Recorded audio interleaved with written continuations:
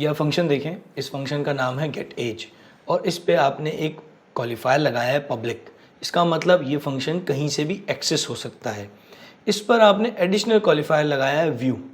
View qualifier क्या बताता है कि आप इस फंक्शन में स्टेट वेरिएबल को चेंज नहीं कर सकते। फिर रिटर्न है और आपको वैल्यू रिटर्न कर रहे हैं।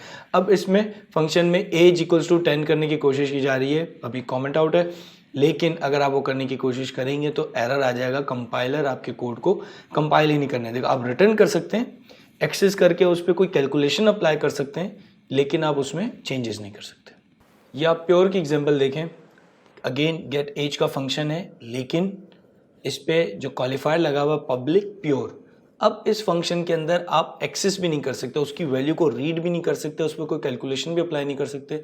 जो भी इस फंक्शन में लॉजिक चलेगी, जो हम इस फंक्शन को पैरामीटर्स देंगे, उसकी बेस पे चल सकती है और जो आप रिटर्न करना चाहें। लेकिन वो एक्सटर्नल स्टेट लेवल के वेरिएबल को ना एडिट कर ना एक्सेस कर सकता है, ना ही उसको मॉडिफाई कर सकता है, कोई और फंक्शन नहीं कॉल कर सकता। ऐसी कोई भी चीज़ जो कि स्टेट को मॉडिफाई करती हो, इवेंट है, सेल्फ डिस्ट्रक्ट फंक्शन है, कोई कॉल्स हैं, कुछ भी आप इसमें नहीं कर पाएंगे।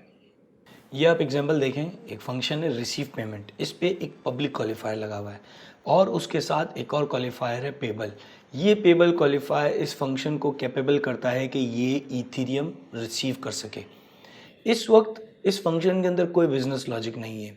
अगर आपका कोई फंक्शन पेबल है और आप उसको ईथर भेजते हैं तो आपको उसमें कोई लॉजिक लिखने की ज़रूरत नहीं है। वो इथेरियम फंक्शन के पास आएंगे। इथेरियम रिसीव करता है कॉन्ट्रैक्ट। जब आप किसी कॉन्ट्रैक्ट के फंक्शन में इथेरियम भेज रहे होते हैं तो एक्चुअली आप कॉन्ट्रैक्ट को इथेरियम भेज रहे हैं, तो वो इथेरियम रिसीव होते हैं कॉन्ट्रैक्ट के पास।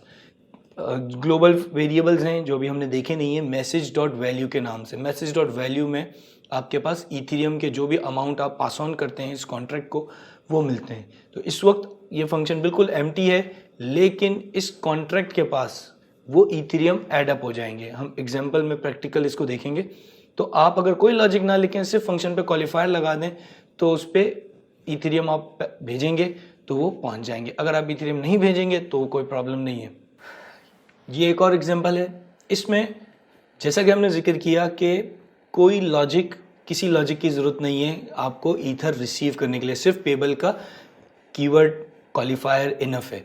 लेकिन आप अगर अपने पास बैलेंस का काउंट रखना चाहते हैं कि कितने इथेरियम रिसीव हुए, जो कि आप कॉन्ट्रैक्ट से डायरेक्ट भी देख सकते हैं, हमने एड्रेस की डाटा टाइप को डिटेल में देखा नहीं है, वो आप डायरेक्ट भी देख सकते हैं। लेकिन अगर आप चाहते हैं कि खुद से भी मैनेज करें तो आपने एक यू एंड माई बैलेंस का वेरिएबल बना लिया और जो भी वैल्यू रिसीव हुई है आपने माई बैलेंस में प्लस कर दिया मैसेज डॉट वैल्यू।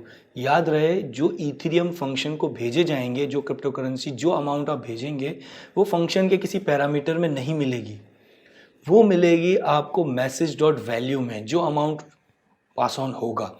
और एक और इम्पॉर्टेंट चीज़, जो भी अमाउंट पास ऑन होगा वो इथेरियम की लोएस्ट लेवल करेंसी यूनिट वेई में आपको मिलेगा। तो फॉर एग्जांपल आपने अगर 1 इथेरियम भेजा है, 1 इथेरियम भेजा है तो 118 वेई आपको यहाँ पे नज़र आएगा। इस तरीके से ये अमाउंट आपको डिस्प्ले होगा। तो अगर आप फंक्शन के अंदर वैल्यू को होल्ड करना चाहते हैं तो आप इस तरीके से होल्ड कर सकते हैं, ना करें तो आपके कॉन्ट्रैक्ट के बैलेंस में आपका ईथर ऐड हो जाएगा।